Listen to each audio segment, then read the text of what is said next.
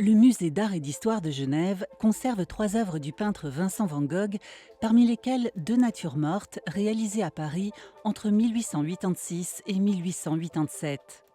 La composition à rang et oignon, identifiée en 1916 dans les livres de stock de la galerie Bernheim-Eugène à Paris, est acquise en 1917 par la société auxiliaire du musée qui en fait don à l'institution. Cette petite nature morte, peinte à l'huile sur une fine toile de lin, représente 2 harengs et 4 oignons posés sur une étoffe verte. Cette composition correspond en réalité à un fragment d'une toile plus importante dont l'angle supérieur gauche est complété. Admis au premier catalogue raisonné en 1928, puis en 1939, le tableau n'est curieusement plus retenu dans les ouvrages suivants.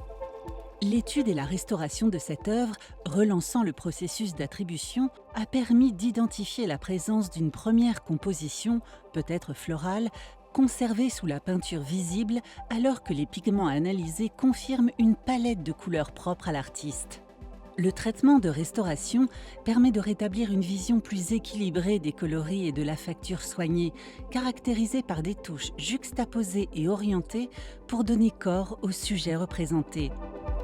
Quant au bouquet de fleurs, resté dans la famille du peintre avant son acquisition par le collectionneur Daniel George van Beuningen à Rotterdam, il est mis en vente par la galerie Beyeler à Bâle et acquis par Lucie Ernst Schmidheiny, qui le dépose en 1990 au Musée d'art et d'histoire de Genève.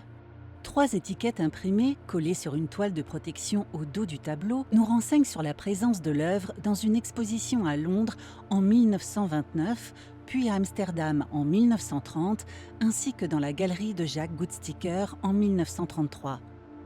Nombre de traces et d'indices permettent non seulement de reconstituer l'histoire d'un tableau depuis le moment de sa réalisation, mais aussi de comprendre son processus de création. Le bouquet de fleurs est une peinture à l'huile réalisée sur une fine toile de lin montée sur un châssis à extension et qui porte la marque au pochoir et à l'encre noire du fournisseur parisien Dubu, établi au 60 boulevard Malesherbes entre 1877 et 1897.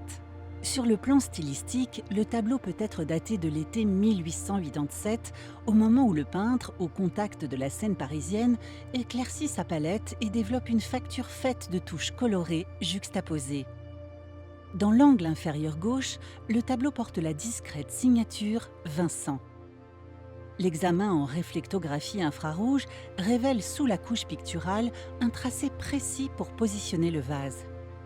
Mais la radiographie numérique met en évidence la présence d'un profil que l'on identifie aisément comme celui du peintre lui-même.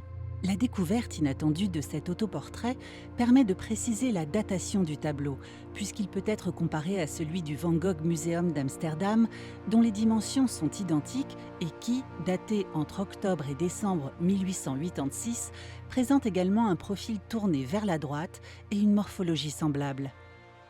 La découverte de cet autoportrait nous renseigne sur une pratique déjà observée chez Vincent van Gogh qui consiste au réemploi d'une ancienne composition comme support pour un nouveau tableau.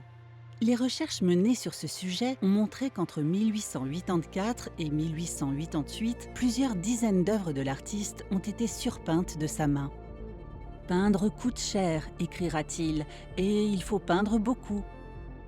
Conscient que le peintre refusait d'appliquer des vernis sur ses toiles afin de conserver les subtiles modulations des coloris, le traitement de restauration s'est concentré sur le retrait sélectif des épais vernis ajoutés durant le XXe siècle.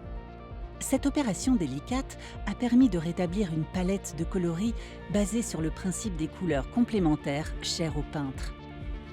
Enfin, la transformation des encadrements existants en cadre climatique vient conclure cette campagne de restauration, favorisant la conservation matérielle des œuvres à long terme.